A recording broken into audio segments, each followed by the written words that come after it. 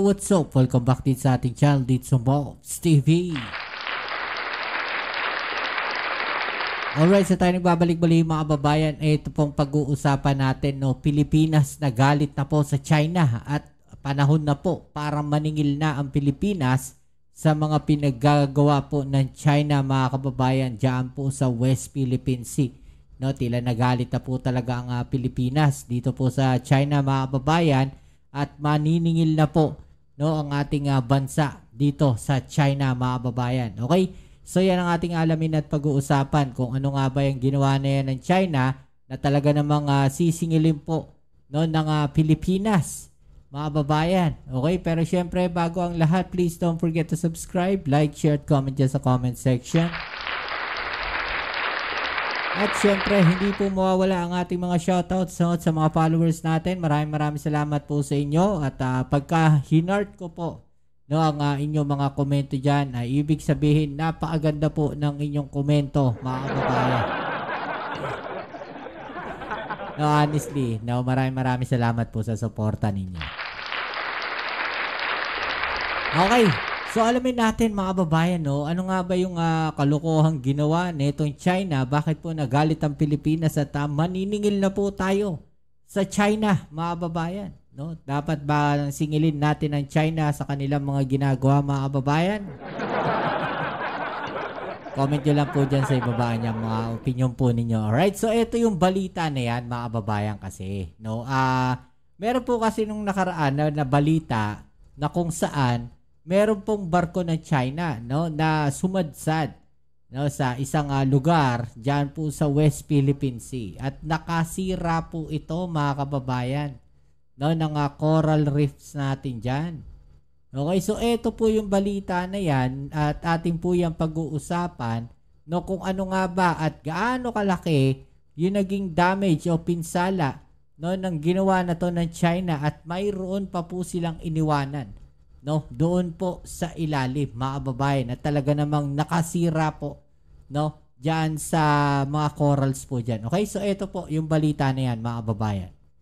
Inirekomenda na ng Palawan Council for Sustainable Development ang pagsasagawa ng coral reef rehabilitation sa Bahura malapit sa Pag-asa Island. Ito'y matapos magtamo ng malaking pinsala ang Bahura dahil sa pagsadsad ng isang Chinese maritime militia vessel noong nakaraang buwan. Kung wala naman kasi yung mga barko na yan ng China dyan, hindi mangyayari yan mga kababayan. Diba?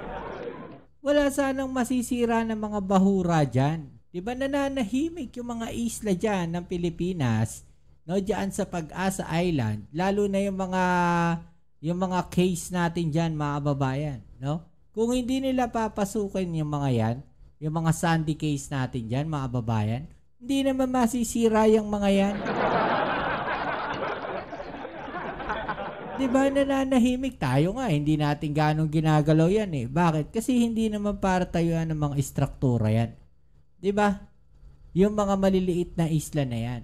Nandiyan lang yan yung mga sandbars na yan. Yung mga sandy case na yan. Diba? Pero etong China, mga walang ewan. Pasok sila ng pasok do sa mga isla natin, no, sa territorial waters natin at kung ano-ano yung kanilang mga ginagawa. In the end, mga kababayan, no, pagka may mga nasisira ng mga ganyang bahura, abay isinisisi pa tayo. Pupusta ako sa inyo. After na mailabas tong balita na to, gagawa ng propaganda yan China at babalik na rin yan. Di ba? Magpo-point out yan. No, ito ang nakakasira rin ng yan ng kalikasan diyan. No, nasisira yung katubigan, no, sisisina naman yung BRP Sierra Madre. Tuloy natin. Pinaplano na ring singilin ng China sa nangyari. Si Patrick De Jesus sa sentro ng balita live. Yes, Angelica, abot sa 11.1 billion pesos ang naging pinsala sa pagsadsad ng isang Chinese maritime militia vessel noong nakaraang buwan sa Bahura, malapit sa Pag-asa Island sa West Philippine Sea. Nako, hindi sasapat yung 11 million na yan mga kababayan. No, dapat yan singilin natin ng bilyon. No? Kalikasan natin yan eh. Sa Pilipinas yan eh. At yung dapat yung mga barko na yan, kinumpis ka, no, ng Philippine Coast Guard. Yung mga barko na pumapasok dyan sa teritoryo natin, yung mga barko na sumisira ng mga coral reefs natin, no, dapat hinuhuli yan, pati yung mga pahinante at kapitan yan. No? Ikukulong. Dapat kinukulong yung mga yan. 'Di ba? Hulihin. 'Di ba mga babayan? Tapos yung mga barko nila, no, kunin din ng Pilipinas. Dapat gano'n ang ginagawa ng ating bansa. No, hindi lang sa pagbabayad ng pera. 'Di ba? Dapat may mga violation, may mga penalties. 'Di ba? Dapat pagdusahan nila 'yan. 'Di ba? Hindi sapat yung pera na ibabayad lang diyan. Tayo nga kung ano-anong ginagawa nila doon sa mga barko natin bakit yung barko nila? 'Di ba? Tuloy natin. Base sa assessment ng Palawan Council for Sustainable Development, sa tulong ng mga scientist at ilang kagamitan gaya ng reef scanner, 30% ng Pag-asa Reef number 1 ang nagkaroon ng pinsala o mayroon niyang lawak na 464 square meters. Dito nga ay nakita rin ang isang parachute anchor na posibleng naiwan ng barko ng China na naging pangunahing dahilan sa pagkasira ng bahura. Dahil dito ay inirekomenda ng PCSD ang pagsasagawa ng coral reef rehabilitation, gayon din ang pagsingil ng danyos sa naturang dayuhang barko na suportado naman ng National Task Force West Philippine Sea. The National Task Force for West Philippine Sea expresses concern over the this reported environmental damage caused by a Chinese vessel near Pag-asa Reef number 1, approximately 2.6 kilometers east of Pag-asa Island. So we're hopeful that through the Department of Foreign Affairs, we can be able to reach out to them and to present to them the damages that they incurred because of that grounding incident. Sa ngayon naman ay pinagpaplanuhan ang pag-alis sa parachute anchor na dapat maging maingat upang hindi madagdagan ang pinsala sa bahura. Nasa 300 square meters ang lawak ng parachute anchor habang 9 meters naman ang lalim kung saan ito natagpuan. Ako, sinadya yan mga kababayan. Posible namang mag-iwan ng ganyang kalaking gamit yung mga Chinese na yan, mga kababayan, na iwan nila ng ganyang basta-basta yan dyan. Alokohan. Sinadya yan. Kayo ba naniniwala basta iniwan lang yan dyan? Naiwan? Diba? To be done with technical expertise. You need probably professional salvage consultants for that as well. And how you remove it will greatly affect the health of the surviving life forms underneath. So it is a very delicate situation which requires a lot of supervision. Samantala, nakaalis na ang dalawang warship ng People's Liberation Army Navy na unang na-monitor noong Sabado, 69 nautical miles mula sa baybayin ng Cabra, Occidental, Mindoro. May kasama mga ito na escort. Okay, so ito pa yan mga babayan, no? Yung karugtong ng balita na yan, mga babayan, para mas maliwanagan tayo.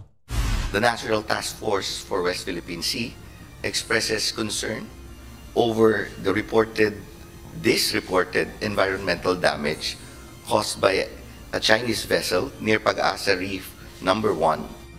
Nababahala ang National Security Council sa perwisyong idinulot ng Chinese Maritime Militia vessel na sumadsad sa Pag-asa Reef 1 noong June 7, 2025. Nangyari ito sa kasagsagan ng masamang panahon kung saan gumamit ng parachute anchor ang barko. Nakaladkad ang seabed at tumabon ang mahigit 300 square meter na parachute sa Coral Reef. Kabuuang 464 square meters ang napinsala sa bahura at tinatayang aabot ang halaga ng danyo sa 11.1 million pesos batay sa pagtaya ng mga eksperto mula sa Palawan Council for Sustainable Development o PCSD. Laki na nasira mga babae. Conclude, based on our observation, that the damages on the reef dyan po sa impacted area ay caused by yung drag mismo nung reef anchor. Sira talaga yun. We estimate kasi ang mangyayari doon mga babayan, no, yung parachute na yun yung parang magiging anchor niya sa hangin mga babayan. Ngayon, siguro sumadsad yun, bumagsak siya no, doon sa tubig. Okay, kaya nga sumadsad na ng tuluyan yung barko ng China eh. 'Di ba? So umilalim na yan. So habang malakas talaga yung hangin, wala na silang magawa, mga babayan, yung parachute na yon kinayas na yung ilalim. Kaya nasira no, yung pinaka-seabed. At siyempre, yung mga coral reefs dyan, masisira din mga babayan. No, ang problema lang natin dito, no, nakita natin isang problema dito mga babayan. Bakit hindi ka agad nagresponde itong Philippine Coast Guard at hinuli yung mga barko na yan ng China? Diba? Minsan yun yung nakakainis eh. Diba? Yun yung doon tayo minsan naiinis mga babayan na parang anong ginagawa ng Coast Guard? Diba? Kahit pa sabihin natin na sumusunod tayo sa batas. Diba? Harap-harapan ng pambabastos yan. Pumapasok na sa teritoryo natin. No, sila nga hindi sumusunod eh. No, sa international law eh. Bakit tayo susunod sa international law kung sila mismo, bastos mismo dito sa loob ng teritoryo ng Pilipinas? Diba? Susunod tayo sa international law pero sila nasa bakuran natin, hindi sila susunod sa international law. Ano yun? Lokohan? Diba? Yung po yung mga yellow dots po na yan po yung mga actual na location kung saan po namin nakita yung mga broken fragments of coral reefs. And we estimate at around 30% of that area nung kulay green na polygon, yung po yung damage po yan. Yeah. And yung sa yellow polygon po natin kanina na si Angkor area, that is totally damaged din po. Coral reefs as living organisms also form part of the habitat of most wildlife in open sea or in our shallow waters. These are the building blocks. Coral reefs form part of the building blocks for sea life. You lose the coral reefs, you damage the coral reefs, you lose spawning capability. You lose shelter, and you lose part of the food chain. So, if you destroy the coral reefs, our fish stock, our other natural resources will diminish as diba? well. Yun na nga yun. Ang resulta ng ginawang diba? Parang sisirain nila yung coral reefs, wala silang pakialam, iiwanan lang nila, lalayasan lang nila. Diba? Maiiwan nga yung problemado, tayo. Oh, ano na nangyari? Suri ng Palawan Council for Sustainable Development ay iuulat sa National Security Council kung saan miyembro ang Department of Justice at Department of Foreign Affairs. Ipinauubaya na ng PCG sa kanila ang susunod na hakbang kung paano mapapanagot ang China para bayaran ang naging damage sa Bahura.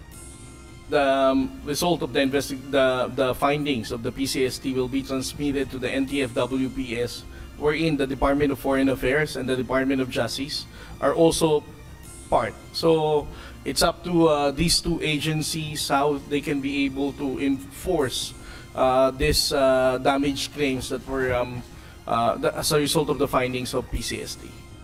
Hindi man tiyak kung mapapanagot ang China sa insidenteng ito, pero hindi pa rin nawawala ng pag-asa ang PCG. We cannot speak for the People's Republic of China, but again, as we still accord with them the sense that they are responsible member of the international community. So we are hopeful that through the Department of Foreign Affairs, we can be able to reach out to them and to present to them the damages that they incurred because of the grounding incident. Ang parachute anchor hanggang ngayon hindi pa natatanggal dahil hindi kinaya ng mga diver na unang nagsagawa ng assessment dahil sa laki at bigat nito. Nag-aalala ang mga siyentipiko kung patuloy na nakatabo ng parachute anchor sa mga coral, kalaunan ay mamamatay ang mga ito at maaapektuhan din maging ang marine wildlife sa lugar.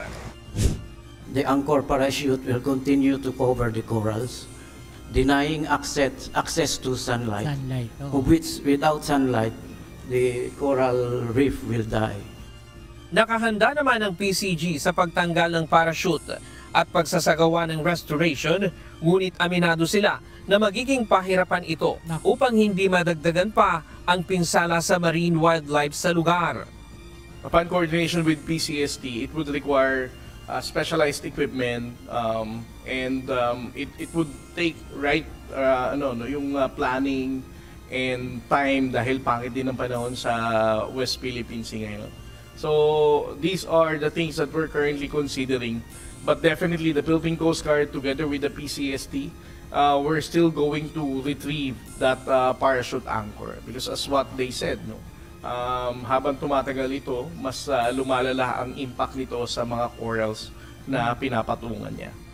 Ryan Dacanla. Okay, so yan mga babayan, tignan ninyo kung gaano kabalahura yung ginawa na to ng mga insekto dyan po sa Pag-asa Island, mga babayan.